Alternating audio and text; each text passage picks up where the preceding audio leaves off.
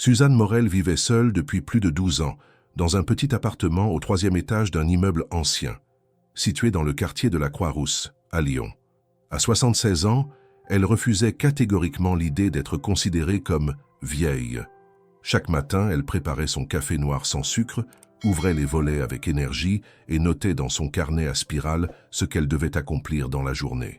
Cela pouvait être aussi banal que arroser les géraniums ou acheter du pain complet, mais c'était sa manière de prouver qu'elle restait maîtresse de son emploi du temps. Veuve depuis la mort de son mari François, un ancien inspecteur des finances à la retraite, Suzanne n'avait jamais pensé à reconstruire sa vie affective. Elle s'était plutôt tournée vers les souvenirs qu'elle entretenait avec une précision méthodique. Les photographies bien encadrées, les livres à reliure de cuir, les disques vinyles qu'elle continuait d'écouter sur un vieux tourne-disque, tout témoignait de cette époque où elle se sentait encore entourée. Aujourd'hui, la solitude avait cessé d'être une douleur. Elle était devenue une habitude. Sa fille unique, Élodie, passait la voir de temps en temps, souvent à l'improviste, toujours pressée. 38 ans, cadre dans une agence de communication, Élodie était mariée à Marc, un homme au sourire aussi brillant que ses chemises trop bien repassées. Ensemble, ils avaient une fille, Camille, âgée de 15 ans, qui semblait aimer sa grand-mère, mais restait souvent silencieuse lors des rares visites familiales. Suzanne, attentive, avait remarqué depuis un certain temps que les regards échangés entre Marc et Élodie lorsqu'elle racontait ses anecdotes du passé devenaient de plus en plus lassés, presque agacés. Les invitations se faisaient rares. Noël, autrefois célébré chez Suzanne autour d'un bon plat mijoté, avait depuis 3 ans été transféré chez Élodie sous prétexte de faire tourner les responsabilités. L'an dernier, Suzanne avait passé le réveillon seule, après un message froid sur son répondeur. Ce matin-là, elle s'était réveillée en silence. C'était son anniversaire, 76 ans. Aucun appel, aucun message. Elle prit son petit déjeuner lentement, observant par la fenêtre les passants pressés, les sacs à main serrés contre la poitrine, les enfants tirés par les bras. À 11h30, alors qu'elle s'apprêtait à sortir acheter quelques pommes, le téléphone sonna. C'était Élodie. « Maman, tu fais quelque chose ce soir ?» Suzanne retint un soupir. « Rien de prévu, pourquoi ? On voulait t'inviter au restaurant. Un truc chic. Marc a réservé. Ce serait bien que tu mettes une de tes jolies robes, d'accord ?» Ce ton trop enjoué pour être sincère laissa Suzanne méfiante. Elle accepta pourtant par politesse ou peut-être par curiosité. Le nom du restaurant, l'Écume d'Or, résonna dans sa mémoire. C'était un établissement gastronomique en bord de Saône, connu pour ses prix exorbitants et sa clientèle guindée. Élodie n'y allait jamais. Elle lui trouvait toujours une ambiance trop snob. À 19h30, Suzanne enfila une robe bleu marine, discrète mais élégante, avec un collier de perles fines que François lui avait offert pour leurs 30 ans de mariage. Elle prit un taxi, refusant l'offre de Marc de venir la chercher. Elle tenait à sa liberté, même pour de petits trajets. À l'arrivée, elle trouva Élodie, Marc et Camille déjà installés à une table près de la baie vitrée. Le serveur lui tira la chaise, mais personne ne se leva pour l'accueillir. Élodie lui fit un signe distrait de la main. « Tu es belle, maman », dit-elle, mais ses yeux restaient fixés sur l'écran de son téléphone. Camille lui sourit sincèrement. Marc leva son verre de vin et ajouta « On a commandé des bulles pour fêter ça ». Suzanne sentit un léger frisson, une alerte intérieure qu'elle n'écoutait que trop rarement. Quelque chose clochait dans cette soirée, mais elle ne dit rien.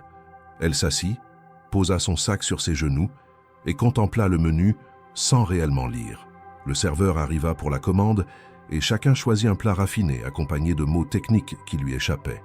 Pendant l'entrée, une burrata aux figues rôties, les conversations restèrent superficielles. Le climat était artificiel, feutré, comme un décor monté pour une pièce de théâtre. Suzanne, observatrice aguerrie, nota les silences forcés, les regards échappés, la façon dont Marc tapotait nerveusement sur la nappe blanche. Quand le plat principal arriva, un filet de bar sur lit de légumes oubliés, Marc sembla se redresser sur sa chaise. Il échangea un regard rapide avec Élodie, puis leva de nouveau son verre. Un sourire crispé se dessina sur ses lèvres. « Allez, on trinque à cette soirée spéciale. » Suzanne haussa un sourcil. Marc poursuivit. « À toi, Suzanne. Profite bien de ce dîner. Ce sera ta dernière sortie avant... Eh bien, avant ton installation dans ta nouvelle résidence. » Un court silence s'abattit. Puis Élodie rit. Camille sembla confuse. Marc ajouta « Hilar, ce sera ton dernier vrai repas avant l'EHPAD, hein ?» Suzanne resta figée une seconde. Le vin pétillant lui picotait la langue. Son cœur battait plus lentement. Elle posa calmement sa fourchette, puis regarda Marc droit dans les yeux. Elle sourit. « Oui, Marc, c'est aussi ton dernier dîner. » Personne ne comprit vraiment. Le silence fut plus long cette fois. Élodie fronça les sourcils. Camille baissa les yeux. Marc cligna des paupières, mal à l'aise. Suzanne, quant à elle, porta son verre à ses lèvres avec une lenteur majestueuse, puis but une gorgée, comme si de rien n'était. Le reste du repas se déroula dans une tension discrète mais palpable. Le gâteau fut commandé sans bougie. Suzanne refusa le dessert. Elle avait soudain perdu l'appétit. Dans le taxi du retour, elle ne pensa pas à sa fille. Elle ne pensa pas à Marc. Elle pensait à François et à ce qu'il lui avait laissé, quelque chose que personne, pas même Élodie, ne soupçonnait. Et elle venait de décider qu'il était temps de s'en servir. Le lendemain du dîner, Lyon semblait engourdi sous un ciel d'automne bas et gris. Dans son appartement silencieux, Suzanne revivait chaque seconde du repas de la veille comme une pièce de théâtre dont elle aurait été à la fois l'actrice principale et la spectatrice. La lumière froide qui entrait par la fenêtre mettait en relief les traits de son visage, encore marqué par l'humiliation déguisée en plaisanterie qu'on lui avait imposée. L'ironie du geste de Marc, la complicité de sa fille dans ce moment de cruauté passive et le regard perdu de Camille avaient laissé en elle une impression amère que même le sommeil n'avait pas réussi à dissiper. Elle s'était levée tôt, comme toujours. Ses gestes étaient méthodiques. Remplir la bouilloire, moudre le café, couper 2 tranches de pain de seigle, les faire griller. Mais ce matin-là, chaque mouvement était teinté d'une détermination sourde, d'un silence intérieur lourd, presque clinique. Elle n'était ni triste, ni en colère. Elle était résolue. Et cette résolution avait un goût métallique qu'elle n'avait pas connu depuis les jours les plus sombres de sa jeunesse, quand elle avait dû se battre pour faire entendre sa voix dans un monde trop pressé pour écouter une femme. Mais avant cette journée décisive, il fallait revenir à ce moment précis de la veille, là où tout avait basculé. Lorsque Marc avait levé son verre, Suzanne avait senti, plus qu'elle n'avait compris, que le moment n'avait rien de sincère. Il n'y avait dans son regard ni tendresse ni considération, seulement cette fausse chaleur sociale que les gens utilisent quand ils veulent dissimuler leur mépris derrière une couche de politesse. Élodie, elle, n'avait pas levé son verre. Elle avait juste souri, un de ces sourires mécaniques, polis, où l'on sent l'agacement dissimulé derrière la bienveillance forcée. Seule Camille semblait sincèrement mal à l'aise, mais elle n'avait pas dit un mot. Marc, de sa voix volontairement forte pour attirer l'attention, avait articulé « À toi, Suzanne, profite bien de ce dîner, ce sera ta dernière sortie avant ton installation dans ta nouvelle résidence. » Puis avec cet air de camaraderie déplacé, il avait conclu « Ce sera ton dernier vrai repas avant l'EHPAD, hein ?» Les mots avaient résonné dans l'air comme une gifle. L'espace d'un instant, le cliquetis des couverts et le murmure des autres tables avaient semblé s'interrompre. Suzanne avait levé les yeux vers lui. Son visage était demeuré impassible, mais en elle, quelque chose s'était définitivement brisé. Elle n'avait pas haussé le ton. Pas un mot plus fort que l'autre. Juste ce sourire calme et cette phrase, posée avec une précision chirurgicale. « Oui, Marc, c'est aussi ton dernier dîner. » Puis elle avait bu une gorgée de vin comme si elle venait de clore une négociation, laissant la table dans un silence suspendu. Marc avait tenté de rire, mais le son était resté bloqué dans sa gorge. Élodie, visiblement perturbée, avait changé de sujet avec une maladresse qui révélait qu'elle aussi avait perçu quelque chose d'anormal. Camille, elle, n'avait presque pas touché à son assiette. Ses yeux allèrent de son père à sa grand-mère, cherchant à comprendre ce qu'elle venait de ressentir, comme si quelque chose de fondamental venait de changer. Suzanne, elle, avait continué son repas en silence. Elle n'avait rien ajouté, n'avait montré aucune hostilité, mais chaque bouchée semblait être une déclaration, non pas une vengeance, mais une affirmation. Elle n'était pas une charge, elle n'était pas un fardeau. Et si eux la voyaient ainsi, alors il était temps de réécrire les règles. Le dessert était arrivé sans qu'elle ne l'ait commandé.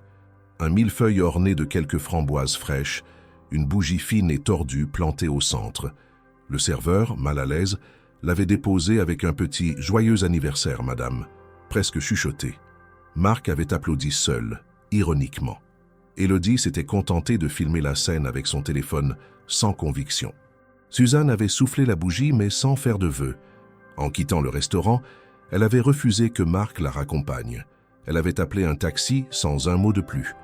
Dans le véhicule, elle avait regardé par la vitre le fleuve qui serpentait sous les ponts illuminés.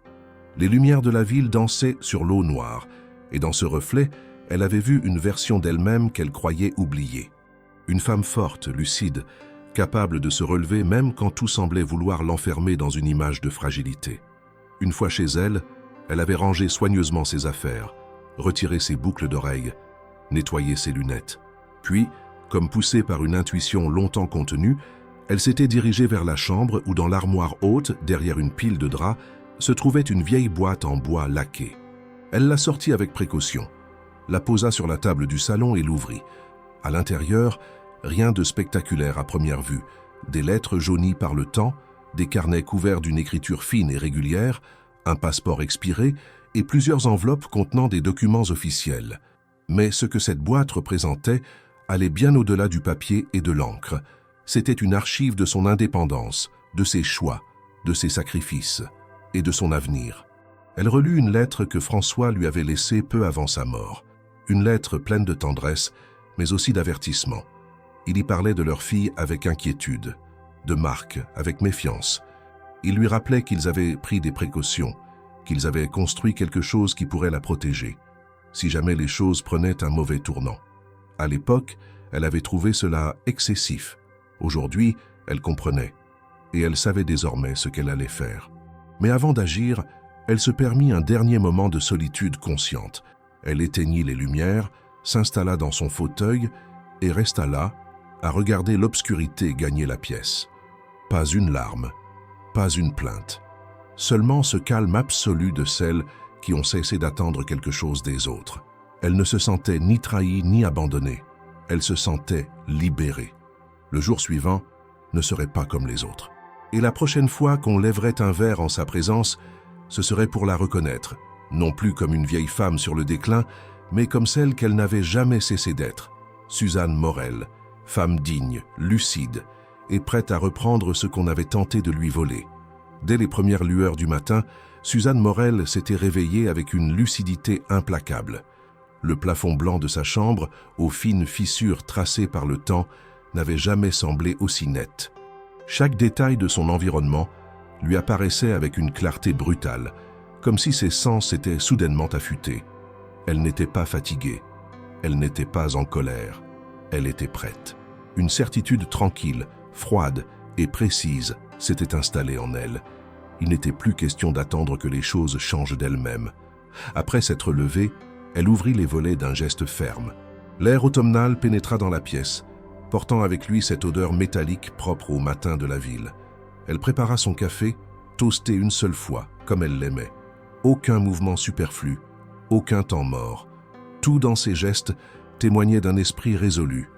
Elle savait exactement ce qu'elle allait faire, non pas dans un élan d'impulsion ou de revanche, mais dans la continuité logique d'une femme qui, toute sa vie, avait pris soin de prévoir l'imprévisible. Elle retourna au salon, où la boîte laquée reposait encore sur la table, restée là depuis la veille. Elle s'assit devant elle et sortit cette fois non pas les lettres, mais les documents soigneusement rangés dans une chemise rigide, relevés bancaires, titres de propriété, contrats de placement. Chacun de ces papiers portait les traces de décisions anciennes, prises avec François des décennies plus tôt, souvent dans la discrétion, toujours avec rigueur. Ils n'avaient jamais été des gens extravagants, ni excessivement prudents. Mais ils avaient compris très tôt que l'indépendance n'était jamais garantie, et que dans certaines familles, les liens du sang n'étaient pas toujours synonymes de loyauté. Le nom de cette entité discrète apparaissait en filigrane sur plusieurs de ces documents. Solivage Patrimoine, une société civile immobilière établie au Luxembourg depuis la fin des années 80. Peu de gens en connaissaient l'existence. François l'avait créée après une dispute violente avec Élodie, alors âgée de 23 ans, qui à l'époque avait tenté de convaincre ses parents de vendre un terrain familial pour investir dans un projet commercial avec son compagnon de l'époque, un projet aussi flou qu'imprudent. Après ce conflit, François avait pris soin de protéger leurs avoirs sous des structures juridiques difficiles d'accès pour qui que ce soit d'extérieur, y compris leur propre fille.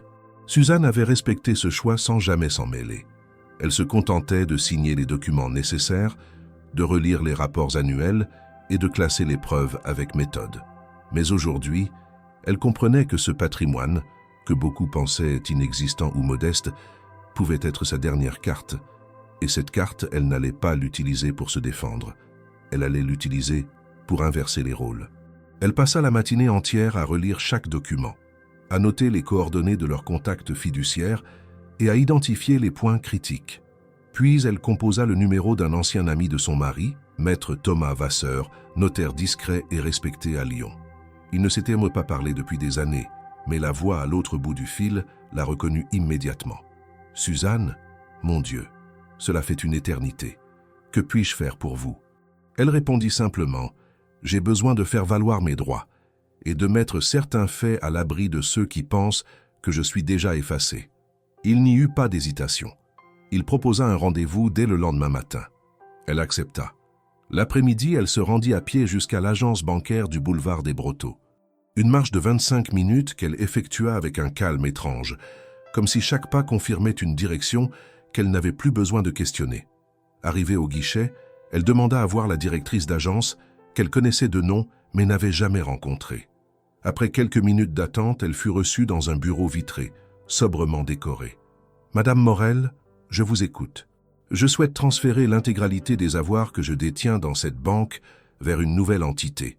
Je ne souhaite plus que mon nom soit rattaché publiquement à ces fonds. » La directrice, légèrement surprise, tenta une question polie. « Souhaitez-vous en parler avec vos proches ?» Suzanne lui lança un regard qui coupa court à toute tentative d'objection. « Non, c'est précisément pour cela que je le fais. » La procédure fut enclenchée. Signature, validation, confirmation. 1 heure plus tard, les fonds avaient été redirigés vers une nouvelle structure juridique basée en Bretagne, dont Suzanne était l'unique bénéficiaire, mais dont l'existence ne serait révélée qu'en cas de décès ou d'incapacité légale à gérer ses affaires. En quittant la banque, elle se sentit plus légère.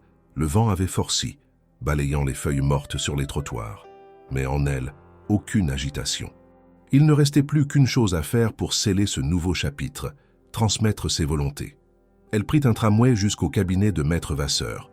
Le notaire l'attendait dans un bureau tapissé de livres anciens, dont l'odeur mêlait cuir et papier vieilli. Il lui offrit un café qu'elle refusa, pas par désagrément, mais parce qu'elle ne voulait pas perdre de temps. Elle posa l'enveloppe sur la table. « Voici mes nouvelles instructions testamentaires. Elles doivent être déposées au greffe dans les 48 heures. Personne, à l'exception de vous et de ma petite fille, n'est autorisé à en connaître le contenu. » Vasseur hocha la tête, feuilleta les premières pages avec sérieux, puis releva les yeux vers elle. « Vous savez que cela risque de créer un conflit familial majeur. Ce n'est pas moi qui ai créé le conflit, c'est leur mépris. Je me contente d'y répondre avec les moyens que j'ai. » Il ne posa plus de questions. Elle signa les derniers documents, récupéra une copie certifiée et quitta le cabinet à la tombée du jour. De retour chez elle, Suzanne rangea la boîte laquée dans l'armoire. Elle fit couler un bain, y versa quelques gouttes d'huile de lavande et s'y glissa lentement. Ce soir-là, pour la première fois depuis longtemps, elle dormit d'un sommeil profond, sans réveil nocturne, sans pensée vagabonde. Elle n'avait pas vengé quoi que ce soit. Elle avait juste rétabli l'équilibre. Le lendemain, elle prévoyait de passer un appel, un seul, à Camille. Le soleil se levait lentement sur les toits gris de Lyon, teintant les tuiles humides d'une lumière dorée et froide. Suzanne Morel, fidèle à son habitude, s'était levée avant l'aube. Mais cette fois, son réveil n'était pas dicté par l'insomnie ou le poids des jours, mais par la précision d'un programme mental établi dans ses moindres détails. Chaque geste qu'elle accomplissait ce matin-là portait la marque d'une intention claire, terminer de poser les pièces d'un plan dont elle avait commencé l'exécution la veille. Il ne s'agissait plus de réagir, mais d'agir, d'anticiper, de structurer son avenir sans jamais laisser à d'autres le privilège d'en décider à sa place. Elle prit son petit déjeuner avec un calme calculé, relisant une dernière fois ses notes sur un carnet à couverture rigide où elle avait esquissé les grandes lignes de ce qu'elle appelait, sans ironie, sa sortie de scène stratégique. Contrairement à ce que Marc et Élodie semblaient croire, Suzanne n'avait jamais perdu sa capacité à organiser, à gérer, à projeter. Ce qu'elle avait mis en sommeil pendant des années, par amour pour la paix familiale ou peut-être par fatigue, elle le réveillait désormais sans la moindre hésitation. Une fois son manteau ajusté, elle glissa dans son sac l'enveloppe contenant les documents bancaires récents, sa copie des nouvelles instructions testamentaires et un court mémo manuscrit à l'attention d'un contact qu'elle n'avait pas revu depuis près de 15 ans. À 7h50 du matin, elle quitta son appartement, prit le tram jusqu'à la gare de Lyon-Part-Dieu et monta dans un train régional en direction de Roanne. Là-bas l'attendait une des pièces les plus discrètes de son échiquier, une ancienne collaboratrice de François, aujourd'hui à la tête d'un petit cabinet de gestion financière, opérant sous couvert d'une société de conseil agricole. Suzanne avait toujours su que les réseaux de son mari étaient vastes et surtout discrets. François avait été un homme de l'ombre, préférant les structures solides mais invisibles, les sociétés à responsabilité limitée camouflées sous des raisons sociales anodines. Il avait laissé derrière lui non seulement des ressources financières, mais aussi des contacts fiables, loyaux, souvent liés par des services rendus que seul le temps connaissait. Arrivée à Roanne, Suzanne fut accueillie par Hélène Blanchard, une femme au regard vif, la cinquantaine énergique, tailleur gris et bottines cirées. Elle n'eut pas besoin d'explications longues. Dès que Suzanne posa les documents sur la table de son petit bureau au fond d'un immeuble impersonnel, Hélène comprit la nature de la visite. « Je suppose que ce n'est pas une simple mise à jour de compte, Suzanne. » « Non, c'est une réaffectation et une protection. » Elles passèrent 2 heures à revoir les statuts d'une société écran, qui jusqu'ici servait de structure de réserve pour des investissements ruraux. Hélène proposa de la convertir en un véhicule juridique de transmission partielle, permettant à Suzanne d'assurer à Camille une indépendance financière en cas de conflit ouvert avec le reste de la famille. Le montage était parfaitement légal, optimisé fiscalement et surtout invisible aux regards extérieurs tant que Suzanne restait en vie. Une fois les actes préparés et signés, Suzanne demanda à Hélène d'ouvrir un compte secondaire lié à la société avec accès exclusif pour Camille, activable uniquement à la majorité légale ou sur décision notariale. Le but n'était pas de favoriser sa petite fille de manière disproportionnée, mais de garantir qu'en cas d'agression juridique ou de manipulation, elle aurait au moins un filet de sécurité indépendant. Tu sais qu'ils vont chercher à te faire passer pour incompétente si un jour tu leur bloques l'accès à quoi que ce soit, n'est-ce pas ? Demanda Hélène en classant les papiers. Je compte sur eux pour cela, et j'ai déjà pris mes dispositions. Le ton de Suzanne ne trahissait aucune amertume. Elle ne parlait plus avec colère, mais avec cette froide détermination des femmes qui n'ont plus de temps à perdre. Elle remercia Hélène avec une poignée de main ferme, refusa poliment le déjeuner, et reprit le train de retour pour Lyon peu après midi. De retour chez elle, elle déposa son manteau sur le dossier du fauteuil et s'assit face à la baie vitrée. La ville continuait de vivre, inconsciente de ces révolutions silencieuses. Elle fixa le téléphone. Il était temps d'appeler Camille. Elle composa le numéro, et au deuxième signal, la voix douce et hésitante de sa petite fille répondit. « Allô, mamie ? Bonjour Camille. As-tu un moment pour passer me voir seule ? C'est important. » Un silence, puis un souffle court. « Oui, bien sûr. Je peux venir dans 1 heure. » Suzanne sourit. Pas parce qu'elle était soulagée, parce qu'elle avait anticipé exactement cette réponse. Elle passa l'heure suivante à ranger les documents dans une nouvelle chemise qu'elle plaça dans un tiroir à double fond de son secrétaire. Seuls 2 exemplaires restaient visibles, ceux destinés à Camille. Quand la sonnette retentit, elle ouvrit la porte avec calme. Camille entra les mains dans les poches, un regard interrogateur. Elle semblait fatiguée, troublée et en même temps soulagée de voir sa grand-mère si droite, si sûre d'elle. Elles s'assirent côte à côte. Suzanne prit le temps de l'observer. Camille n'était plus une enfant. Ses traits s'étaient durcis, son regard s'était affermi.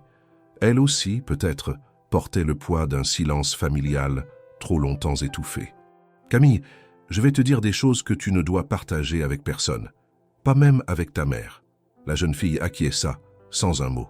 Suzanne posa devant elle les documents. Elle expliqua tout, l'origine du patrimoine, les sociétés, les décisions, les raisons, et surtout, la confiance. Camille ne parla presque pas. Elle écoutait, les yeux brillants, retenant chaque mot comme une leçon de vie.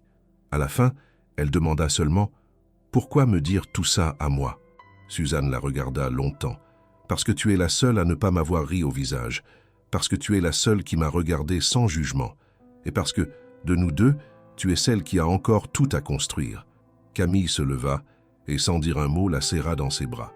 Ce jour-là, sans cérémonie ni serment, Suzanne avait choisi son allié, et le plan, désormais, était complet. Le silence s'était installé depuis la visite de Camille, comme une couverture chaude et dense sur l'appartement de Suzanne. Une fois la porte refermée derrière sa petite fille, elle s'était assise longuement dans son fauteuil préféré, le regard perdu sur les contours flous des immeubles voisins. Elle n'éprouvait pas de satisfaction, encore moins de soulagement. Ce qu'elle venait de faire ne relevait pas du triomphe, mais de la transmission. C'était un passage de relais invisible, une promesse d'avenir confiée à une génération qui, elle l'espérait, saurait mieux protéger que la précédente. Le jour suivant, en fin de matinée, Marc et Élodie reçurent un message électronique laconique émanant du cabinet de Maître Vasseur. Aucune formule de politesse excessive, aucun détail émotionnel. Le message stipulait uniquement que, par décision formelle et enregistrée, Suzanne Morel révoquait toute disposition testamentaire antérieure incluant leur nom, et que désormais, aucun actif sous sa responsabilité ne serait transmis ou partagé avec eux, que ce soit à titre de legs, de donation ou de substitution. L'email ne mentionnait ni montant, ni compte, ni actif spécifique. Il ne faisait que notifier ce qui, pour eux, sonnait comme une humiliation juridique froide et totale. Marc lut le message à haute voix, debout dans la cuisine, pendant qu'Élodie tentait de comprendre s'il s'agissait d'une erreur. Leur première réaction fut le déni. Ce n'était pas possible. Suzanne n'avait rien. À quoi bon rédiger un testament si on n'a rien à transmettre? Pendant des années, ils s'étaient convaincus, et avait convaincu les autres, que la vieille femme vivait chichement de sa pension, que ses économies, s'il y en avait, ne dépassaient pas quelques milliers d'euros placés dans une banque locale. Ils n'avaient jamais imaginé qu'elle possédait quoi que ce soit de significatif. Et pourtant, ce message sec les mettait face à une réalité qu'ils n'avaient pas anticipée. Elle les avait volontairement effacés de son avenir. Marc, incapable de contenir sa frustration, lança un juron et se servit un verre de vin bien qu'il soit à peine midi. Élodie, elle, était plus calme, mais ses gestes devenaient saccadés et une rougeur montait à ses joues. Elle relut le message plusieurs fois, cherchant entre les lignes une ouverture, une faille. Elle appela immédiatement Maître Vasseur, mais la secrétaire l'informa que l'avocat ne répondait plus à leur demande, sur instruction de sa cliente. « Et notre fille ?» lança soudain Marc. « Elle a été prévenue ?» Élodie haussa les épaules. « Camille ne m'a rien dit, mais elle est distante ces derniers jours. Je sens qu'il y a quelque chose. » Le soupçon s'installa en eux comme une ombre lente. Marc se leva brusquement, attrapa son téléphone, mais Élodie l'arrêta d'un geste sec. « Ne la brusque pas. Pas encore. » Pendant ce temps, dans un café discret du quartier de la Guillotière, Camille retrouvait Suzanne autour d'un thé. Ce n'était pas une rencontre formelle, ni un nouveau moment de révélation. C'était une pause, un temps pour digérer ce qui avait été dit. Camille, malgré son jeune âge, comprenait maintenant qu'elle se tenait au centre d'un changement profond, d'une bascule d'équilibre entre générations. Sa grand-mère ne lui avait pas seulement transmis des documents ou un secret de famille, elle lui avait confié une responsabilité. Suzanne observait sa petite fille avec la discrétion d'une femme qui avait appris à écouter les silences plus que les discours. Camille ne posait pas 1000 questions. Elle semblait absorber les choses à son rythme avec une maturité qui n'appartenait pas à son âge, mais que la vie lui avait imposée. Ce jour-là, elle n'avait pas besoin de nouvelles explications. Elle voulait simplement être présente, faire comprendre à sa grand-mère qu'elle ne la laisserait pas seule dans cette transition. « Tu regrettes ?» demanda-t-elle enfin après une longue gorgée de thé brûlant. Suzanne hocha doucement la tête. « Non, je regrette juste d'avoir attendu aussi longtemps pour agir. » Dans les jours qui suivirent, Suzanne reprit sa routine apparente.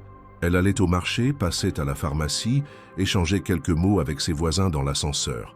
Mais quelque chose avait changé dans son allure. Ce n'était pas une transformation visible, mais une attitude.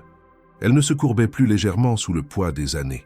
Elle marchait comme une femme qui n'attend plus rien, et qui, justement pour cette raison, avance plus droit que jamais. Le lundi suivant, elle reçut un appel d'un numéro inconnu. La voix au bout du fil se présenta comme appartenant à une journaliste du Progrès, le journal local.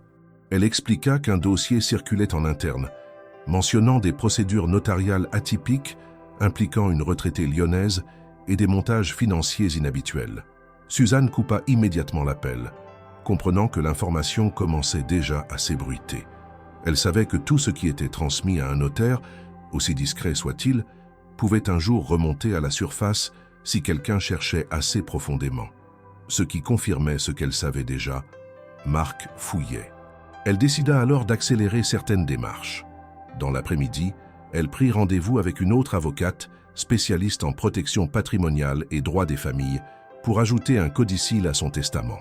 Cette clause stipulerait que toute tentative d'interférence ou de contestation de sa capacité juridique entraînerait automatiquement la perte du droit à toute interaction future avec ses actifs, y compris les parts mineures encore détenues par sa fille dans une des anciennes SCI.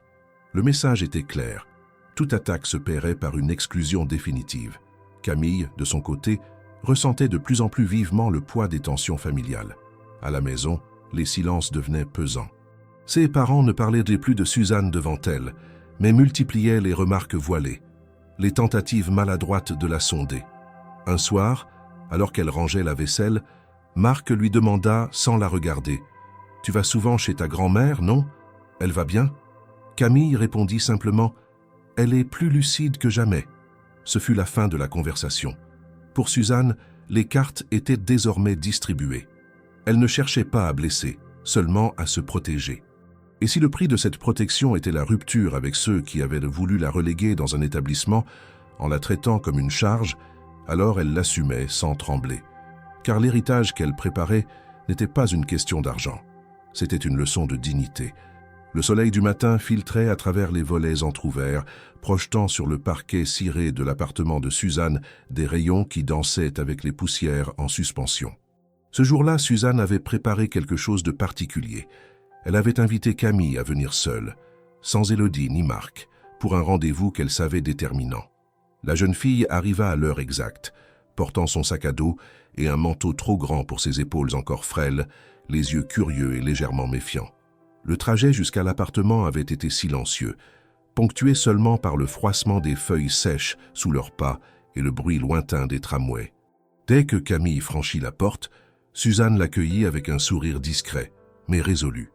Elle la fit asseoir à la table de la salle à manger et posa devant elle une enveloppe épaisse, scellée avec un cachet de cire que François avait fait réaliser des années auparavant.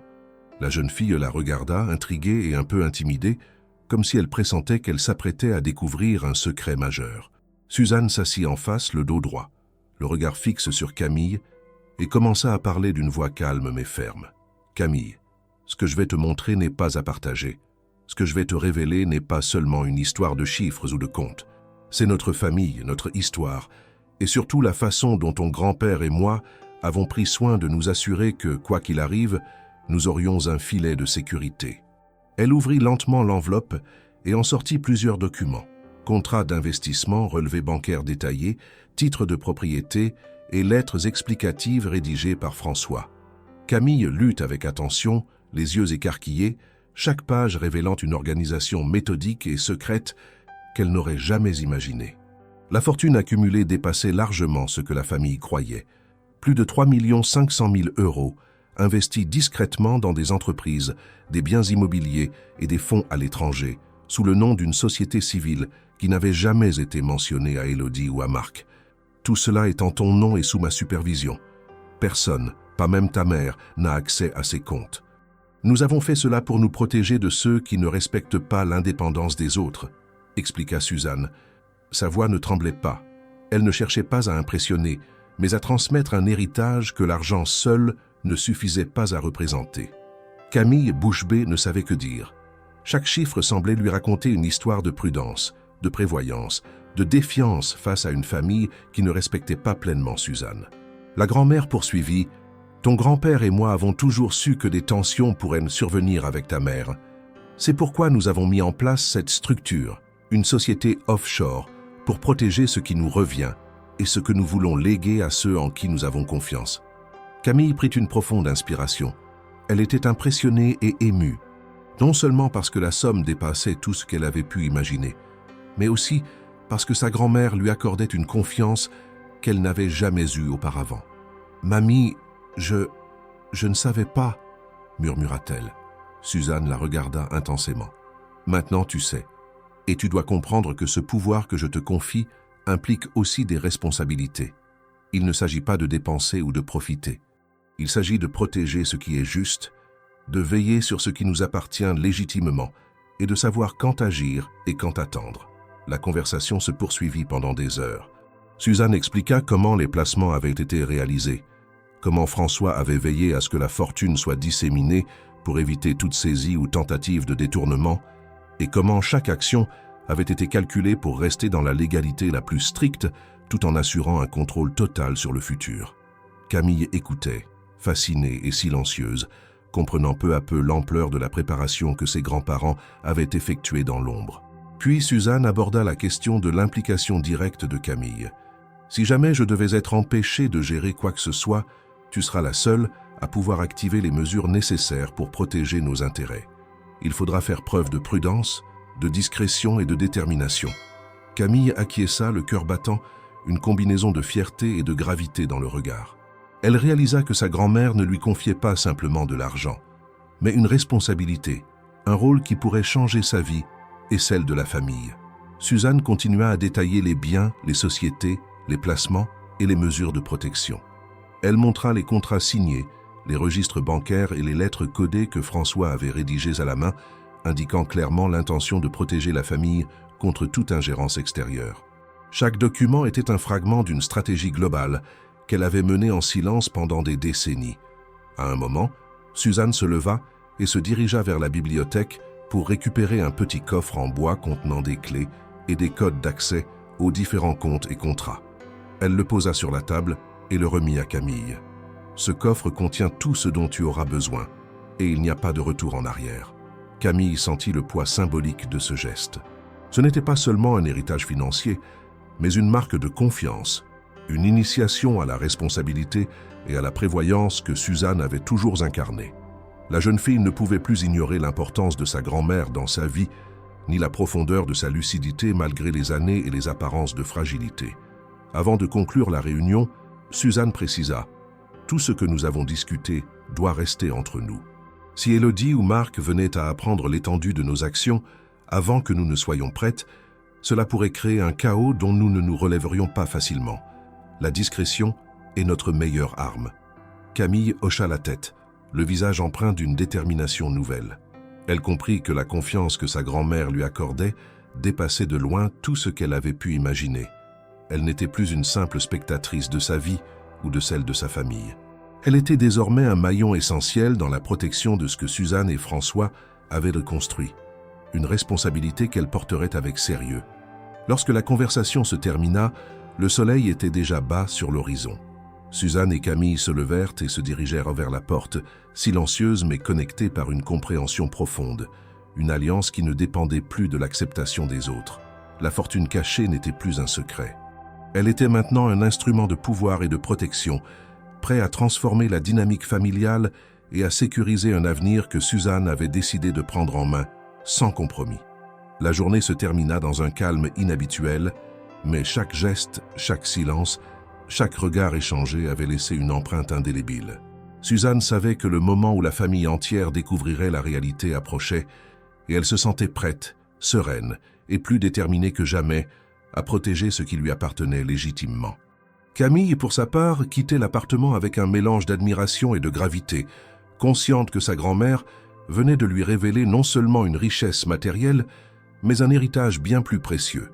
La lucidité, la prévoyance et le courage face à ceux qui sous-estimaient leur intelligence et leur indépendance. Les jours suivants furent marqués par une atmosphère étrange dans la vie quotidienne de Suzanne. Les routines de Lyon semblaient s'être accélérées, mais elle, dans son appartement, vivait avec une patience nouvelle, consciente que chaque moment était stratégique. Camille revenait régulièrement, parfois le matin, parfois en fin d'après-midi, mais toujours seule. Leur complicité silencieuse s'était renforcée, fondée sur la confiance et le respect mutuel que les années n'avaient jamais permis de pleinement développer avec Élodie ou Marc. La jeune fille ne posait pas de questions inutiles, ne portait aucun jugement, mais absorbait avec attention toutes les informations et les conseils que Suzanne jugeait appropriés de partager. Elle comprenait peu à peu l'ampleur de ce que sa grand-mère avait construit dans l'ombre, et surtout le sens profond de cette prudence légale et financière. Un après-midi, après avoir révisé ensemble quelques documents, Camille posa une main sur la pile de dossiers et regarda Suzanne droit dans les yeux. « Mamie, je veux t'aider », dit-elle d'une voix ferme. Suzanne la fixa un instant, un léger sourire naissant sur ses lèvres. Elle avait espéré ce moment, mais jamais n'aurait imaginé que Camille s'exprimerait avec autant de clarté. « Me protéger et gérer ce patrimoine ?» demanda Suzanne. Camille hocha la tête, sentant la responsabilité qui l'attendait, mais refusant de reculer. Suzanne passa en revue les détails. Elle expliqua à Camille comment chaque compte, chaque investissement et chaque bien immobilier avait été organisé pour assurer la sécurité juridique et fiscale du patrimoine familial. Elle souligna les points faibles potentiels, les risques de contestation ou de pression familiale, et les stratégies pour les neutraliser. Camille écoutait attentivement, prenant des notes mentales, assimilant chaque subtilité.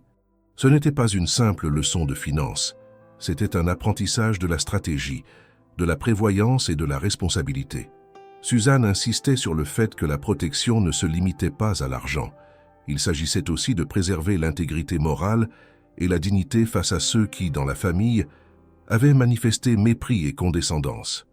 Camille proposa alors d'organiser un système pour surveiller et gérer les actifs à distance.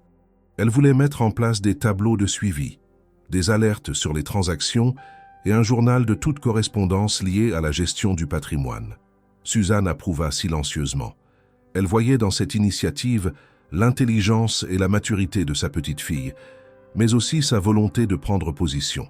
Elle réalisa que Camille était prête à devenir non seulement l'héritière de la fortune, mais aussi l'allié stratégique capable de défendre leurs intérêts avec discernement. Au fil des semaines, elles établirent ensemble un calendrier strict pour vérifier les comptes, organiser les documents et anticiper les mouvements que Marc ou Élodie pourraient tenter. Suzanne enseigna à Camille les subtilités de la communication avec les avocats, la gestion des sociétés civiles et l'importance de la discrétion. Chaque échange était précis, réfléchi, comme si elle jouait une partie d'échecs dont elle connaissait toutes les règles et dont les adversaires ignoraient les pièces en jeu. Le lien entre elles se renforça, fondé sur une alliance implicite et le partage d'un secret que personne d'autre ne pouvait comprendre. Camille comprit que la force de sa grand-mère ne résidait pas seulement dans sa fortune cachée, mais dans sa capacité à rester lucide, calme et méthodique, malgré l'hostilité implicite de ceux qui se croyaient en position de pouvoir. Un jour, alors qu'elle parcourait les derniers relevés financiers, Camille posa une question directe. « Mamie, que ferons-nous si maman essaie de nous contredire ou de prendre le contrôle ?» Suzanne lui répondit avec une fermeté tranquille. « Alors nous agirons selon les lois que ton grand-père et moi avons établies. Chaque mesure est prévue pour protéger nos intérêts et assurer que personne ne puisse interférer. » La jeune fille comprit immédiatement que la confiance de sa grand-mère était totale et que l'alliance qu'elle formait était irréversible. Dans les semaines suivantes, Suzanne commença à préparer une phase supplémentaire. Elle voulait créer des documents formels à transmettre à Camille en cas de besoin, expliquant les procédures légales, les accès aux comptes et les instructions précises pour gérer la société offshore et les autres actifs. Camille participait activement, apprenant à poser les bonnes questions, à anticiper les problèmes et à élaborer des solutions. Chaque jour, elle gagnait en assurance et en connaissance, et Suzanne ressentait une fierté silencieuse mais profonde face à la maturité inattendue de sa petite fille. Le lien entre elles ne se limitait pas à la gestion du patrimoine. Il était aussi émotionnel et moral. Suzanne voyait dans Camille une prolongation de sa propre force et de sa lucidité. Elle lui confiait non seulement des documents et des responsabilités, mais un héritage de sagesse, de prudence et de courage. Camille, pour sa part, ressentait le poids de la responsabilité, mais aussi l'honneur et la confiance que sa grand-mère lui accordait. Elle comprit que, pour la première fois, elle avait un rôle actif dans la protection et la continuité de la famille, mais selon des règles qu'elles avaient elles-mêmes fixées, et non selon les exigences arbitraires de ses parents. Le soutien mutuel entre elles devint la base d'une dynamique nouvelle, capable de contrer les pressions extérieures et de préparer une éventuelle confrontation avec Élodie et Marc. Suzanne savait que cette alliance, discrète mais solide, était la clé de sa sécurité et de sa liberté. Camille, consciente de l'importance de sa position, s'engagea à protéger sa grand-mère et leur patrimoine, mais aussi à respecter les principes d'honnêteté et de transparence qui guidèrent leur action. En fin de journée, après avoir finalisé de nouveaux documents et vérifié les procédures de sécurité, Suzanne et Camille se regardèrent en silence. Elles savaient que la bataille qui se profilait ne serait pas facile, mais chacune d'elles était prête. La lucidité et la prudence de Suzanne, combinées à l'énergie et au discernement de Camille, formaient désormais une force insoupçonnée que ni Marc ni Élodie n'avaient imaginée. Pour la première fois, Suzanne se sentait véritablement protégée, soutenue et comprise, et Camille, quant à elle, découvrait la profondeur de l'intelligence et de la force de sa grand-mère, prête à marcher à ses côtés dans l'épreuve qui les attendait. Leur alliance, silencieuse mais puissante, venait de naître. Elles étaient désormais prêtes à affronter toute tentative d'ingérence, conscientes que le temps et la stratégie étaient de leur côté. La jeune fille savait qu'elle n'était plus seulement l'observatrice de sa famille, mais un acteur majeur, et Suzanne sentait pour la première fois depuis longtemps que la justice et la lucidité avaient enfin un allié de poids au sein de sa propre lignée. Quelques jours après que Suzanne et Camille eurent consolidé leur plan, la maison d'Élodie et Marc devint le théâtre d'une agitation subtile mais perceptible.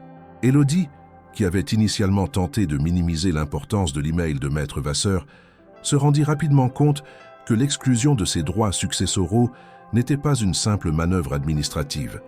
Sa mère avait pris une décision irréversible et son mari commençait à sentir le poids de cette rébellion silencieuse.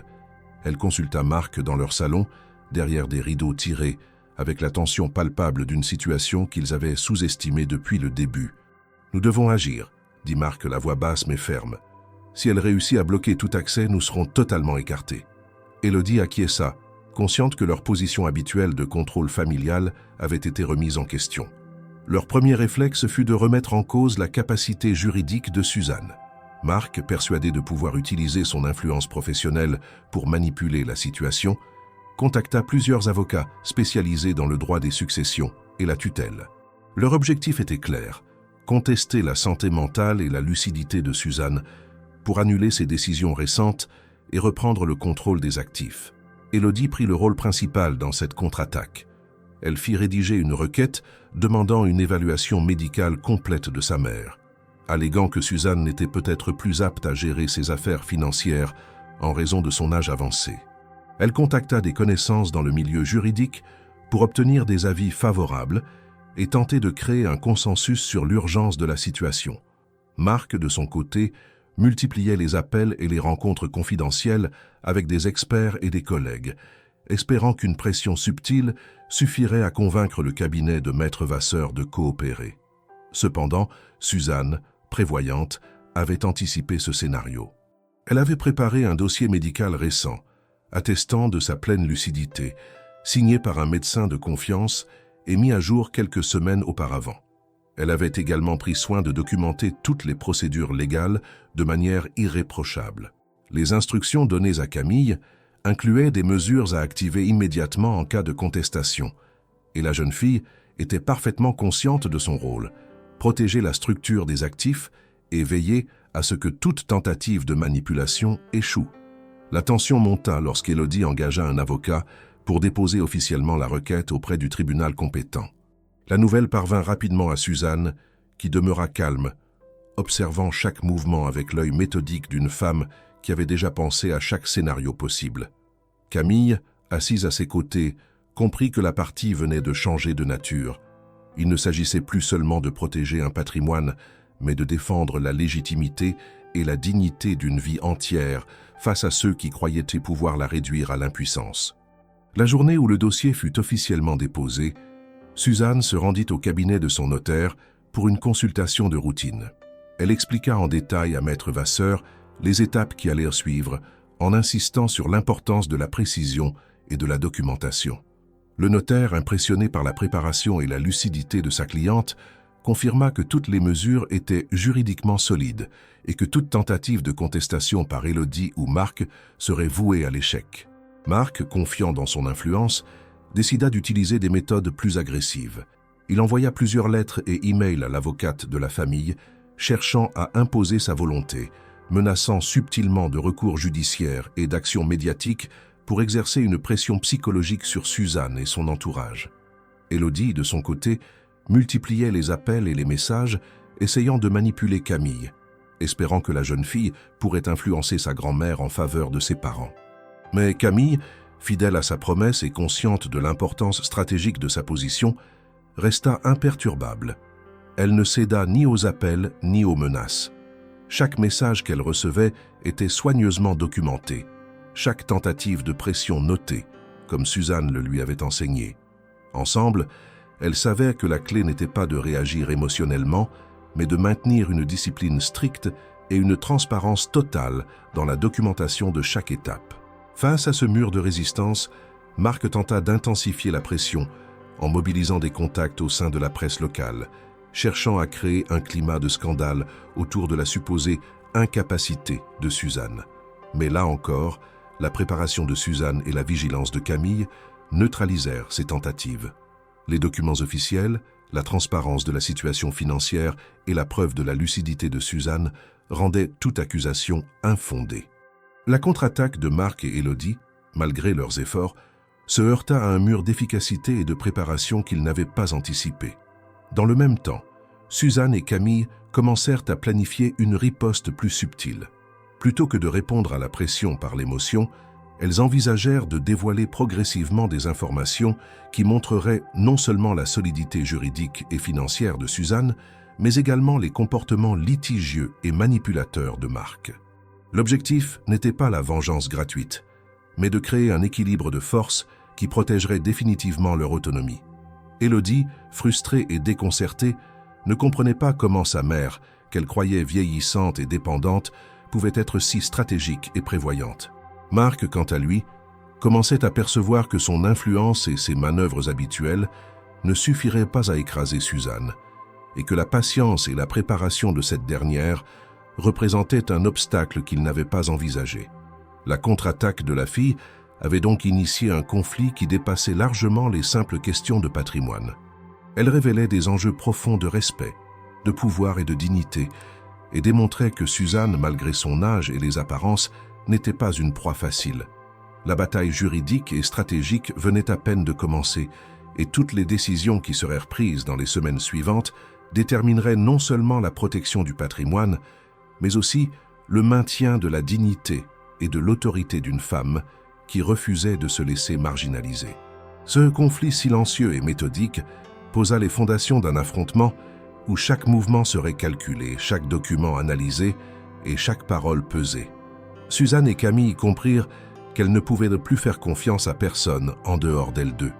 La vigilance, la stratégie et la solidarité mutuelle allaient devenir leurs armes principales face à la pression familiale et aux manœuvres destinées à les affaiblir. Cette situation démontra que le véritable pouvoir ne réside pas seulement dans la richesse, mais dans la lucidité, la préparation et la capacité à anticiper chaque action de l'adversaire. Quelques semaines après que Suzanne et Camille eurent consolidé leur position stratégique, Suzanne décida qu'il était temps de passer à l'action suivante. Elle savait que Marc et Élodie ne se contenteraient pas de la menace implicite de ces nouvelles dispositions légales et financières. Leur arrogance et leur impatience allaient continuer à mettre en péril sa tranquillité et la sécurité du patrimoine. Il fallait donc créer un déséquilibre irréversible, non pas par vengeance gratuite, mais par la révélation de faits objectifs, irréfutables et documentés. Suzanne avait accumulé au fil des années des preuves détaillées d'irrégularités financières commises par Marc, des actions qu'il pensait être totalement invisibles et qu'elle avait gardées soigneusement archivées. Elle invita Camille à passer l'après-midi à son appartement. La jeune fille arriva, attentive et concentrée, consciente que le moment allait marquer une étape décisive dans la protection de leur héritage et dans la reconnaissance du respect qui leur était dû. Suzanne posa devant elle un dossier épais relié avec soin et étiqueté « confidentiel ». La jeune fille l'ouvrit avec une attention quasi religieuse, comprenant immédiatement que chaque page contenait des informations de la plus haute importance. Suzanne commença à expliquer, avec calme et précision, la nature exacte des documents. Il s'agissait de relevés bancaires, de contrats, de courriers internes et de copies de transactions effectuées par Marc sur des comptes à son nom, mais en utilisant indûment les fonds de sa belle-mère pour ses intérêts personnels et professionnels. Les documents démontraient que Marc avait à plusieurs reprises utilisé le nom de Suzanne comme façade pour réaliser des opérations financières risquées et parfois illégales, incluant des mouvements de fonds non déclarés, des emprunts sans autorisation et des investissements en contradiction avec la loi sur la gestion des sociétés civiles. Camille écoutait attentivement, la bouche entr'ouverte. Elle comprenait maintenant que sa grand-mère n'avait jamais été la personne vulnérable qu'Élodie et Marc prétendaient. Chaque document confirmait la prévoyance de Suzanne et la duplicité de Marc. Les preuves étaient accumulées chronologiquement, annotées avec soin et accompagnées de copies certifiées par des experts comptables que Suzanne avait contactés discrètement au fil des ans. Elle avait anticipé que, tôt ou tard, la crédulité ou l'arrogance de Marc le mènerait à dépasser certaines limites, et elle avait prévu de protéger ses droits et son patrimoine en conséquence. Après avoir parcouru l'ensemble des documents, Camille comprit qu'elle détenait désormais un outil puissant, la preuve irréfutable de comportements frauduleux et contraires à l'éthique de Marc, qui pourrait non seulement dissuader toute action illégale future, mais également rétablir la vérité aux yeux de la famille et du public. Suzanne expliqua comment elle pourrait, à partir de ces éléments, saisir la justice et la presse locale de manière stratégique, sans exposer leur propre position, mais en provoquant une pression suffisante pour neutraliser les manœuvres de Marc. Le soir venu, Suzanne et Camille rédigèrent un plan détaillé. Elles décidèrent de transmettre certains documents à la presse locale, en veillant à ne divulguer que les informations essentielles concernant les actions frauduleuses de Marc, sans toucher au reste de leurs avoirs ni à leur vie privée. L'objectif était double: créer un précédent public pour établir la crédibilité de Suzanne et préparer le terrain pour d'éventuelles démarches judiciaires.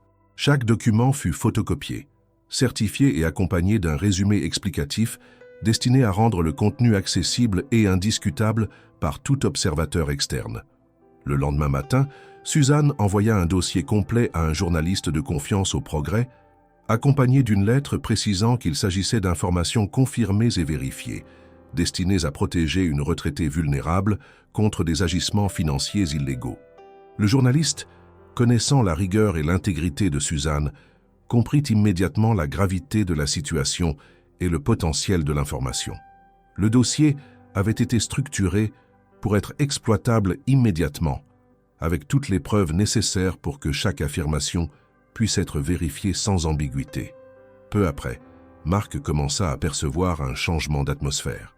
Il constata que certains de ses contacts habituels, notamment au sein de son cercle professionnel et de la presse locale, semblaient plus prudents, moins enclins à coopérer avec ses plans.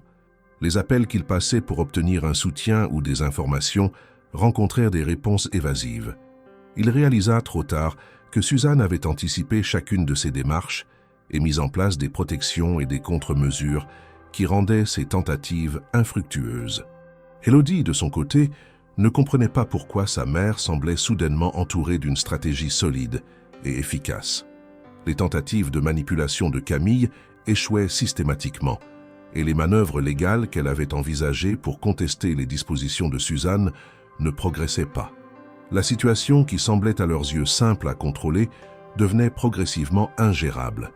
Le dossier transmis à la presse provoqua un effet immédiat. Marc fut confronté à la possibilité d'un scandale public. Les premières publications mentionnaient des transactions inhabituelles réalisées au nom de sa belle-mère, sans préciser le montant des actifs de Suzanne, mais en établissant clairement qu'il y avait eu manipulation et usage abusif de son identité et de ses ressources. Les réactions dans le milieu local furent rapides et intenses. Marc reçut des appels de son entourage professionnel, l'avertissant du risque judiciaire et médiatique. Élodie, quant à elle, ressentit l'ampleur de la manœuvre, comprenant que toute pression qu'elle tenterait désormais serait inefficace sans dévoiler des informations qui pourraient se retourner contre elle et Marc. Cette phase de la stratégie permit à Suzanne de reprendre le contrôle de la situation. Elle avait transformé l'offensive de Marc et Élodie en une preuve de leur propre mauvaise foi. Les documents qu'elle avait accumulés pendant des années, silencieusement et méthodiquement, changeaient désormais la dynamique familiale de manière irréversible. Elle ne se contentait plus de se protéger. Elle démontrait publiquement que sa lucidité et sa prévoyance étaient intactes, et que toute tentative de manipulation ou de pression serait immédiatement neutralisée. Camille, témoin de cette transformation, comprit que sa participation ne se limitait plus à l'apprentissage ou à la surveillance. Elle était désormais un acteur central dans la défense du patrimoine, dans la protection de sa grand-mère et dans l'établissement de la vérité face à des adversaires qui avaient sous-estimé leur intelligence et leur détermination. Ce jour-là, Suzanne et Camille avaient franchi un seuil. Elles détenaient non seulement la preuve de la duplicité de Marc, mais elles avaient également créé un mécanisme capable de protéger durablement leur liberté et leur autonomie. La suite de l'histoire allait montrer que la lucidité, la préparation et la stratégie pouvaient, même face à l'arrogance et à la force apparente des autres, renverser la situation et établir un équilibre nouveau, basé sur la justice, le respect et la vigilance. La situation atteignit rapidement une visibilité que ni Suzanne ni Camille n'avaient initialement prévue. L'affaire, bien que traitée avec discrétion par les médias locaux, gagna en ampleur à mesure que les détails des manipulations financières de Marc étaient rendus publics. Le tribunal de grande instance de Lyon reçut une série de requêtes, de plaintes et de dossiers complémentaires préparés par l'équipe juridique de Suzanne, qui avait anticipé chaque scénario possible. L'audience publique fut fixée un mois après la première alerte médiatique dans une salle de tribunal spacieuse, où la presse, les avocats, la famille et plusieurs observateurs s'étaient massés pour assister à ce qui s'annonçait comme un jugement symbolique. Le matin de l'audience, Suzanne se leva comme d'habitude, avec la même routine disciplinée qui avait guidé toutes ses actions précédentes. Elle s'habilla d'une robe sobre mais élégante, choisissant un bleu profond qui reflétait à la fois sa sérénité et sa détermination. Elle revérifia ses documents, ses copies, ses preuves et la chronologie des faits. Camille, assise à ses côtés, l'observait avec une concentration intense, consciente que cet instant allait confirmer non seulement la validité de leur démarche, mais également l'autorité morale et juridique de Suzanne face à sa famille. À l'arrivée au tribunal, Suzanne fut impressionnée par la solennité du lieu. La salle d'audience, vaste et austère, contrastait avec l'intimité de ses appartements lyonnais et avec le calme de ses stratégies préparées dans l'ombre. Marc et Élodie étaient déjà présents, visiblement tendus, vêtus de manière rigide et empruntant une posture défensive. L'avocat de Marc tenta de projeter confiance et assurance, mais il n'échappa pas à l'œil attentif de Suzanne, qui avait étudié chaque mouvement, chaque expression faciale, chaque signe de nervosité. Lorsque le président du tribunal ouvrit l'audience, Suzanne se leva pour témoigner. Sa voix claire et assurée emplit la salle sans qu'aucune hésitation ne trahisse l'âge avancé ou la fatigue des années. Elle relata calmement les faits, les dates, les documents et les preuves accumulées, montrant comment Marc avait utilisé son nom pour des transactions financières douteuses et comment Élodie avait tenté de manipuler Camille et de contester ses décisions sans fondement légal. Chaque détail était étayé par des copies certifiées de relevés bancaires, des contrats et des lettres datées, ce qui la rendait indiscutable aux yeux du tribunal. Le silence dans la salle était palpable. Même Marc, habitué aux manipulations et aux pressions, resta sans voix, incapable de contester le récit clair et structuré de Suzanne. La presse, présente dans la galerie, prenait des notes et filmait discrètement, consciente de la portée de cette audience qui dépassait largement le simple conflit familial pour devenir un exemple de courage et de stratégie face à l'injustice. Camille, observant sa grand-mère, ressentit une fierté profonde. Elle comprit que la lucidité et la méthodicité de Suzanne, cultivées dans l'ombre pendant des décennies, étaient en train de transformer la perception publique et légale de l'affaire. La femme, autrefois considérée comme fragile et dépendante, s'imposait maintenant comme un symbole de détermination et de clairvoyance. L'avocat de Marc tenta plusieurs interventions, cherchant à contester la véracité des documents ou à remettre en question la capacité de Suzanne à gérer ses affaires. Mais chaque objection fut rapidement neutralisée par la présentation méthodique des preuves et la précision des témoignages. Les experts financiers et juridiques, appelés par Suzanne, confirmèrent l'intégrité et l'exactitude des documents, démontrant que toute tentative de manipulation ou de contestation était non seulement infondée, mais potentiellement répréhensible. La réaction d'Élodie fut plus visible. Elle réalisa que sa tentative de contrôler la situation avait échoué. La solidité des preuves et la présence imperturbable de sa mère dans le tribunal brisèrent l'image qu'elle s'était faite de Suzanne comme étant vulnérable et incapable de se défendre. Marc, lui, tenta de masquer son embarras par des mouvements nerveux et des regards fuyants, mais l'issue semblait inévitable. Au fil de l'audience, Suzanne continua de détailler les mécanismes financiers, les structures légales et la manière dont chaque mesure avait été pensée pour protéger les intérêts de la famille tout en empêchant les abus. Elle exposa calmement comment chaque action avait été anticipée, démontrant non seulement la légalité de ses démarches, mais également l'éthique et la prudence derrière chaque décision. La salle entière, y compris les membres du tribunal, écoutait avec attention et respect. À la fin de son témoignage, Suzanne conclut avec une phrase simple mais puissante « Je n'agis pas par vengeance, mais par devoir et par prévoyance. Je protège ce que nous avons construit et je protège ceux qui ont confiance en moi. Toute tentative de manipulation ou de contestation sera documentée et traitée avec la plus grande rigueur. » Son regard balaya la salle, et la gravité de ses mots ne laissait aucun doute sur sa détermination. L'effet fut immédiat. Le tribunal prit acte de la force et de la clarté de ses preuves, tandis que Marc et Élodie restaient silencieux, confrontés à une réalité qu'ils n'avaient pas anticipée. La presse relayait désormais l'image d'une femme âgée, mais lucide, méthodique et implacable dans sa défense, transformant l'opinion publique et donnant un poids symbolique à sa position. Camille, qui avait suivi l'ensemble de l'audience, comprit que ce moment marquait un tournant historique pour leur famille. Elle n'était plus simplement la fille de Suzanne. Elle était devenue l'allié stratégique et le témoin direct d'une lutte pour la justice, la dignité et la protection des droits légitimes. Suzanne avait démontré que la lucidité et la prévoyance pouvaient, même face à l'arrogance et aux manipulations, inverser le rapport de force et imposer le respect. L'audience se termina dans un silence pesant, mais chargé d'une signification claire. Suzanne Morel n'était pas seulement une femme âgée confrontée à sa famille, elle était devenue un symbole de lucidité, de force et de justice, et Camille savait qu'à partir de ce moment, la protection de ce qui leur appartenait et le maintien de leur autonomie seraient désormais irréversibles. La bataille légale n'était pas seulement gagnée, elle avait transformé la perception de tous et solidifié l'alliance entre la grand-mère et sa petite-fille, prête à affronter ensemble tous les défis à venir. Après l'audience publique, la vie de Suzanne et Camille changea profondément. La victoire juridique avait consolidé leur position et mis en lumière la lucidité et la détermination de Suzanne, mais l'impact émotionnel et relationnel se faisait sentir à un niveau plus intime. Camille, qui avait participé activement à chaque étape, ressentait une mixture complexe de fierté, d'inquiétude et de fatigue morale. Elle avait observé sa famille sous un angle qu'aucun adolescent ne devrait expérimenter, confronté à des tensions de pouvoir, des manipulations et des trahisons à l'échelle adulte.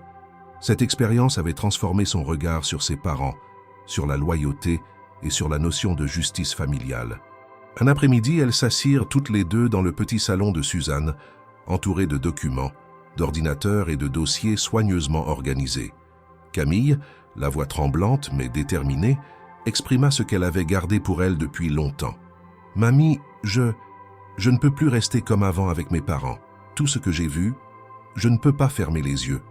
Je veux partir d'ici avec toi, loin de tout ça. » Suzanne, observant sa petite fille, sentit un mélange de fierté et de gravité.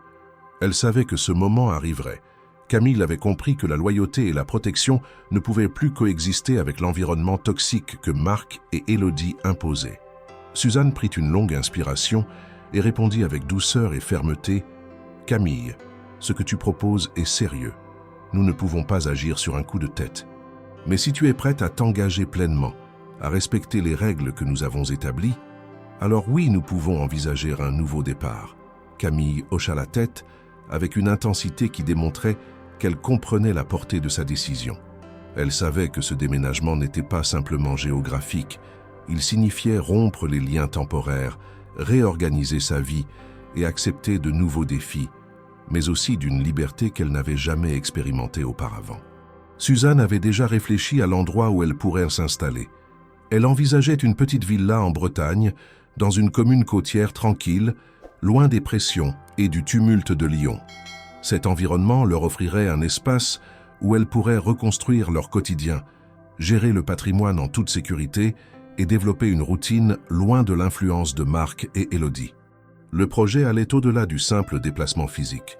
Il représentait un refuge stratégique et psychologique, un sanctuaire où la lucidité et la planification pouvaient s'exprimer pleinement. Au fil des jours, elles planifièrent chaque détail. Suzanne s'occupa de toutes les démarches administratives, recherche du bien immobilier, organisation du déménagement, transfert des documents confidentiels et sécurisation des comptes bancaires. Camille, pour sa part, se chargea de la préparation logistique, notamment le transport des affaires personnelles, l'organisation de la scolarité et l'étude des possibilités d'intégration dans la communauté locale.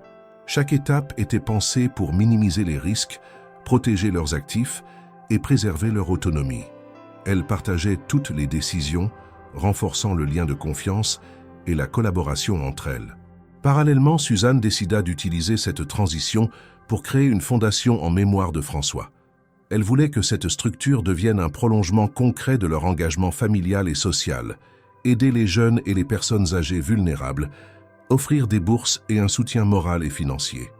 La création de la fondation représentait non seulement un projet philanthropique, mais également un moyen de légitimer et de protéger les ressources de la famille tout en donnant un sens durable à leur héritage.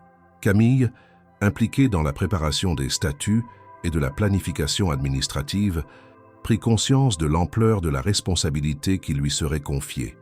Gérer une organisation à but non lucratif, superviser les financements et assurer la continuité de la mission fondatrice. Alors qu'elles finalisèrent les préparatifs, Suzanne et Camille firent face à l'émotion de la séparation. Lyon, avec ses rues familières, ses cafés et ses habitudes, représentait le lieu où Suzanne avait construit sa vie indépendante après la mort de François. Quitter cette ville signifiait tourner une page, mais également s'affranchir d'une atmosphère qui, malgré la victoire légale, restait empreinte de tensions et de souvenirs conflictuels. Elles réalisèrent ensemble que cette décision n'était pas simplement stratégique. Elle constituait une étape cruciale pour la liberté, la sécurité et le bien-être psychologique.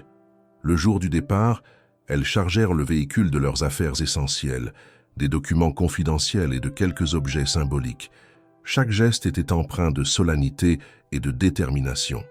Camille observait sa grand-mère avec admiration, consciente qu'elle participait à un projet plus vaste que leur simple relogement. La continuité de l'autonomie, la protection de la dignité et l'affirmation d'un contrôle sur leur propre vie. Suzanne, calme et méthodique, conduisit le véhicule jusqu'à la Bretagne, tandis que Camille, silencieuse, s'imprégnait de chaque détail, se préparant à assumer son rôle dans cette nouvelle phase. Une fois arrivées dans la petite villa, elles s'installèrent, organisèrent les pièces et sécurisèrent les documents et les accès financiers. L'espace, paisible et lumineux, offrait un sentiment immédiat de sécurité et de liberté. Suzanne et Camille purent enfin respirer sans la pression constante des manœuvres de Marc et Élodie. Elles commencèrent à planifier le fonctionnement de la fondation, à envisager les interactions avec la communauté locale et à poser les bases d'une vie nouvelle, fondée sur la confiance, la responsabilité et la collaboration. Camille réalisa que sa décision de rompre temporairement les liens avec ses parents n'était pas un acte de rébellion, mais un choix conscient de protection et de loyauté envers sa grand-mère.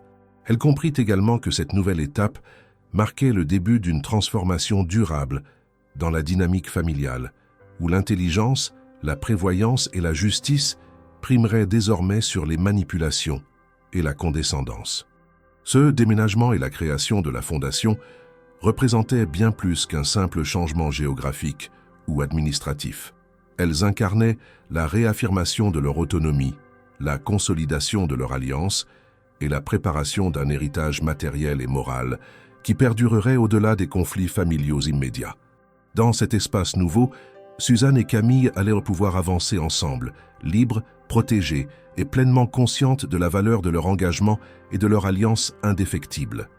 La Bretagne offrait un calme que ni Suzanne ni Camille n'avaient connu depuis de nombreuses années. La petite villa, perchée à quelques minutes à pied du port et entourée de jardins fleuris, devint rapidement le centre de leur nouvelle vie. Les premières semaines furent consacrées à l'installation, à la sécurisation des documents financiers et à la mise en place de routines qui permettaient à Suzanne de reprendre un rythme serein, tout en formant Camille aux responsabilités administratives et stratégiques liées à la gestion de la fortune familiale et de la future fondation. Chaque geste était pensé pour assurer sécurité, autonomie et continuité. Suzanne souhaitait que la Fondation Morel, créée en mémoire de François, devienne un outil concret pour aider ceux qui étaient dans le besoin. Elle rédigea les statuts avec précision, définissant les critères d'attribution des bourses, les conditions d'admission pour les projets d'aide aux personnes âgées isolées et les règles de fonctionnement interne. Camille, impliquée activement, prit en charge la préparation administrative, la rédaction des procédures de suivi et l'organisation des premières réunions de conseil. Ensemble, elles construisaient un organisme capable d'offrir un soutien tangible, tout en s'assurant de la transparence et de la pérennité de ses activités. Les premiers bénéficiaires furent rapidement identifiés, des jeunes étudiants de la région, confrontés à des difficultés financières, et des personnes âgées isolées dans les communes voisines, dont la solitude et la précarité nécessitaient une attention particulière. Suzanne et Camille décidèrent d'organiser des visites régulières, d'accompagner les bénéficiaires dans leurs démarches et de fournir des aides matérielles et financières en fonction des besoins. La relation avec la communauté devint très vite chaleureuse, marquée par la reconnaissance et le respect. Suzanne, qui avait longtemps été perçue comme une figure réservée et solitaire, se vit offrir une nouvelle visibilité positive et un rôle d'inspiration pour les habitants locaux. La gestion quotidienne de la Fondation impliquait une discipline stricte. Suzanne veillait à ce que chaque action, chaque allocation de fonds et chaque décision administrative soit parfaitement documentée et conforme aux statuts et aux objectifs de la Fondation. Camille, enthousiaste et attentive, apprenait rapidement à jongler entre le suivi financier, la coordination des bénéficiaires et la communication avec les partenaires locaux. Elles mirent en place un système de reporting mensuel qui permettait de vérifier l'efficacité des projets, d'ajuster les aides et de garantir la bonne utilisation des ressources.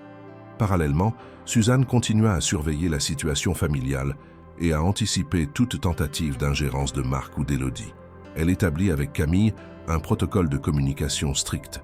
Tout message suspect devait être enregistré, analysé et discuté avant toute réponse. Cette discipline permettait de maintenir leur tranquillité et de protéger la Fondation et leurs actifs personnels contre toute pression extérieure. Camille, de plus en plus confiante, comprenait que sa responsabilité allait au-delà de la simple exécution des tâches quotidiennes. Elle devait protéger l'héritage moral et matériel transmis par sa grand-mère, tout en s'assurant de la légalité et de l'efficacité de chaque action.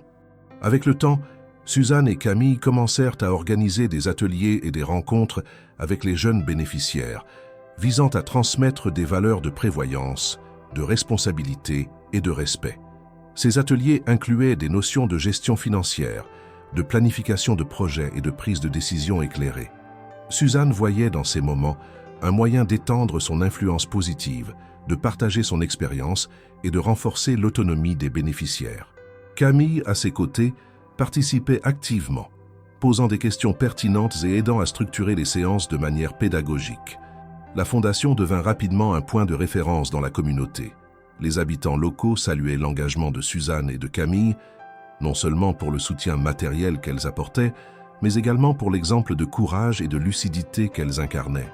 Des demandes de conseils, de partenariats et de visites affluèrent, et la Fondation dut mettre en place un calendrier strict pour répondre à toutes les sollicitations, tout en maintenant la qualité et la confidentialité des aides.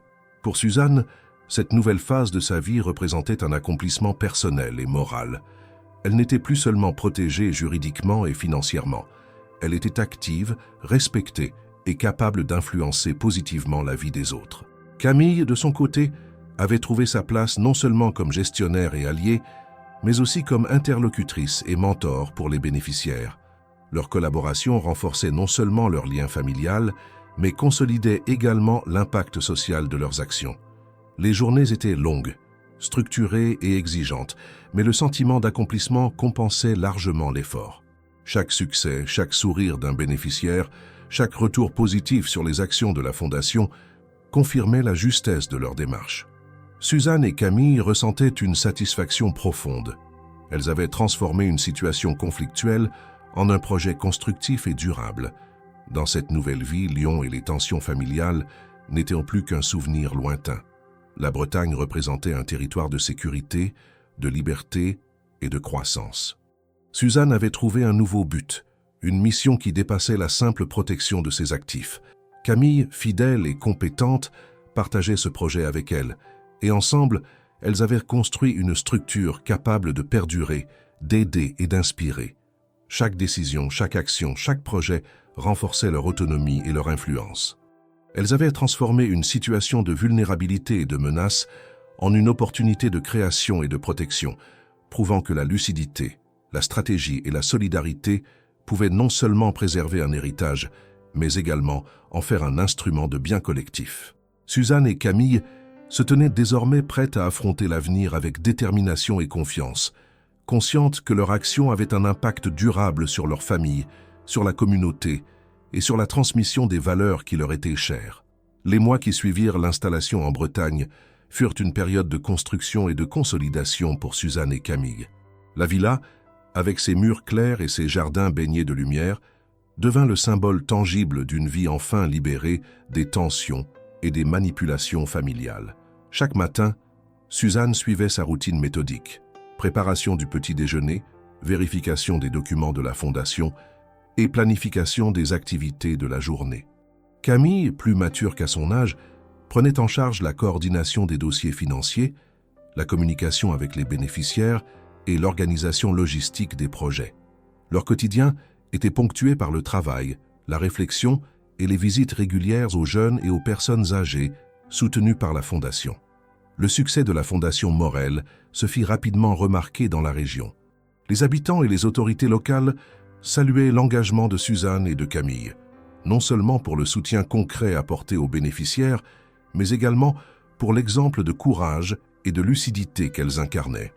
Les médias locaux, déjà attentifs à leur précédente affaire juridique, relayèrent les initiatives de la Fondation, mettant en lumière le rôle de Suzanne comme modèle de prévoyance, de responsabilité et de persévérance.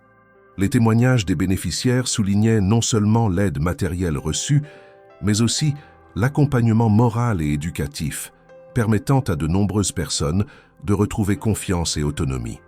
Pour Suzanne, ce projet représentait bien plus qu'une action philanthropique. Il incarnait la reconnaissance de ses efforts, de sa vigilance et de sa capacité à transformer les épreuves en opportunités constructives.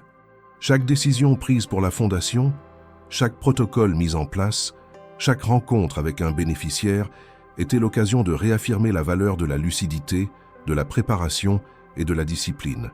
Elle avait trouvé un sens à sa vie qui dépassait de loin la simple gestion de ses finances ou la protection de ses droits. Camille, quant à elle, voyait dans cette expérience un apprentissage exceptionnel, non seulement en termes de gestion et de stratégie, mais aussi en termes de valeurs, d'éthique et de leadership. Un soir, alors que le soleil se couchait derrière les collines bretonnes et que les reflets orangés baignaient le salon, Suzanne et Camille célébrèrent un anniversaire discret, loin des grands restaurants et des tensions familiales. Camille, émue, prit la parole et dit « Mamie, ce que vous m'avez transmis va bien au-delà de l'argent. Vous m'avez donné la force de comprendre, de décider et de protéger. Vous m'avez appris la dignité, le courage et la loyauté. » Suzanne sourit, silencieuse, sentant une émotion profonde monter en elle. Elle réalisa que malgré les années et les épreuves, elle avait été pleinement vue et comprise par sa petite fille, et que son héritage véritable n'était pas seulement matériel, mais moral et humain. La Fondation continua à se développer, avec des projets nouveaux et des partenariats locaux pour accroître l'impact sur la communauté. Suzanne et Camille mirent en place des programmes de mentorat pour les jeunes, des ateliers éducatifs sur la gestion des ressources et des initiatives de soutien aux personnes âgées isolées.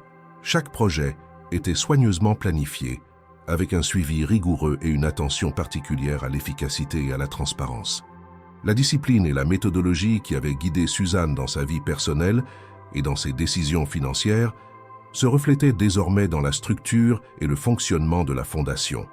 Dans le même temps, Lyon, la famille et les anciens conflits étaient devenus une préoccupation secondaire, Marc et Élodie, malgré leurs efforts pour intervenir, n'avaient plus aucun pouvoir sur Suzanne et Camille. Les mesures légales, les stratégies financières et l'alliance solide entre la grand-mère et la petite-fille avaient créé une barrière infranchissable. Toute tentative d'ingérence était désormais documentée et neutralisée par les procédures et la vigilance instaurée depuis des mois. La sécurité matérielle et psychologique était assurée, permettant à Suzanne et Camille de se concentrer pleinement sur leurs projets et leur bien-être. Le véritable héritage de Suzanne se manifesta pleinement à travers l'engagement de Camille et la continuité de leurs actions. La richesse accumulée et protégée servait désormais un but plus noble: soutenir, éduquer et inspirer.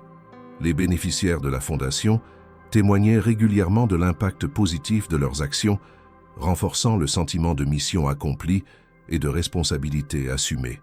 Suzanne, en observant sa petite-fille gérer ses responsabilités avec maturité et discernement, ressentait une profonde satisfaction, consciente que sa vision et ses efforts seraient transmis et perpétués. Le jour du prochain anniversaire, Suzanne décida de marquer cette étape avec une réunion simple, réunissant quelques amis proches et des habitants de la communauté. Le cadre était modeste, mais l'émotion et la reconnaissance étaient palpables. Camille prit la parole, s'adressant à tous les présents. « Ce que ma grand-mère m'a donné dépasse de loin toute richesse matérielle. Elle m'a transmis la force de penser, d'agir et de protéger ce qui est juste. Grâce à elle, j'ai appris à comprendre la valeur de l'engagement, du courage et de la responsabilité. » Les regards dans la pièce se tournèrent vers Suzanne, qui, pour la première fois depuis longtemps, se sentit pleinement vue et honorée pour ce qu'elle était vraiment. En ce jour simple mais symbolique, Suzanne réalisa que son héritage n'était pas seulement constitué d'actifs financiers ou de documents juridiques. Son véritable legs était l'exemple de lucidité, de force morale et de détermination, transmis à Camille et désormais vivant à travers la Fondation et les actions concrètes qu'elle menait ensemble.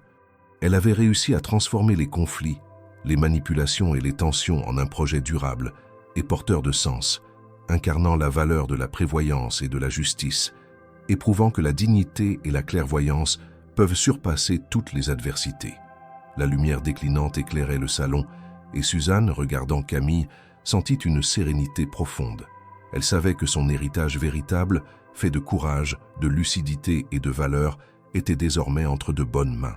Pour la première fois depuis longtemps, elle se sentit pleinement accomplie, reconnue et libre, confiante que les principes et la vision qu'elle avait défendus et construits perdureraient bien au-delà de sa propre existence. La Fondation, la transmission des valeurs et la complicité entre la grand-mère et la petite-fille formaient l'essence même d'un héritage vivant, intangible, mais infiniment précieux.